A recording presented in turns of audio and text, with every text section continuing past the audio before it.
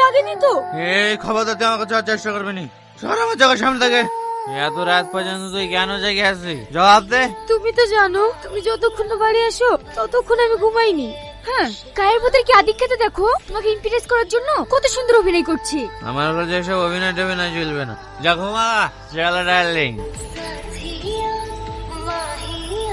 ওগো ওঠো, চাটা খেলাম। ওঠো ডার্লিং, চাটা খেয়ে নাও।